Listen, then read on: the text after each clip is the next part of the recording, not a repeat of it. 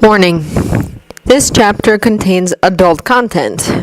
So to maintain the PG-13 rating of this channel, I have skipped that part and rewritten it as best I can.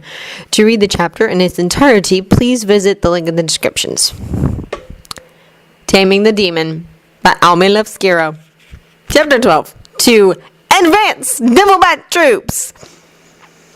There have been few times where the mind of Hiruma Yoruichi had completely frozen, yet that is exactly what happened.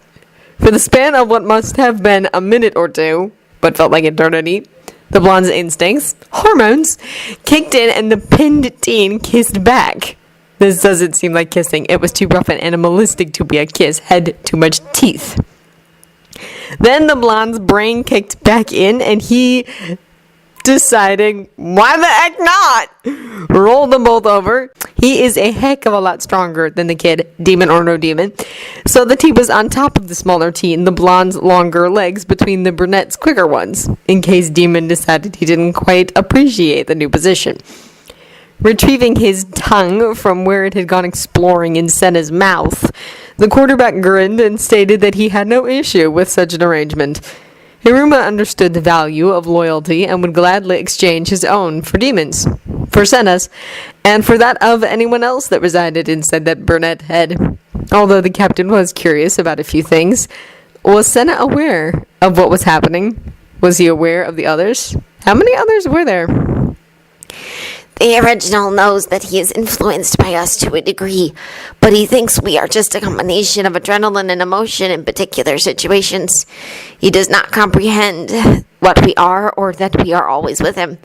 He is so far unconscious that he will remember this as a vague dream he had. There are two of us, aside from the original, myself, whom you have taken to addressing as a demon, and the other whom you know as Ice Shield. He especially has grown since we met you. A dream, huh? That will be a slight letdown, but at least Hiruma now knows that he has something to capitalize on. The rat's too shy to admit his feelings, so the blonde will have to draw them out himself. Said blonde's thought process swiftly diverted back to the present when Demon got a hand loose and grabbed the bulge in the blonde's pants that had formed during their previous activities. Now, if you don't mind, I was rather enjoying myself and would like to get back to what I was doing, please. Demon is surprisingly curious for a man at his station of range. Sealing their mouths back together, Hiruma maneuvered them so that he was sitting against the barn wall, the kid on his lap. The kid's hands were clawing along his captain's neck and across his shoulders, while the quarterback's longer fingers busied themselves getting under the boy's t-shirt and up across the skin of his torso. Demon hissed when one of Hiruma's nails scraped over a nipple by accident, so the blonde smirked into their not-quite guess and repeated the act agonizingly slowly. Demon's breath started coming in pants, but he would not moan. Challenge accepted.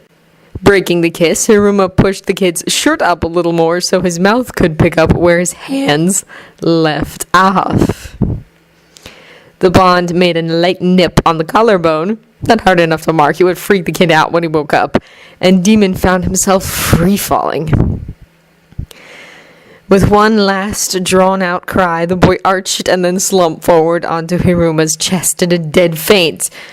The quarterback was debating the risks and consequences of the team seeing him carrying the kid against the kid waking up to the sight of him jacking off first.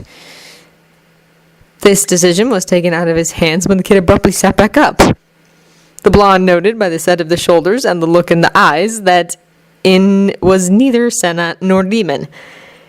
It was Ice Shield. The other one was overwhelmed. He's asleep now. On behalf of him, the original, and myself, I've come to return the favor.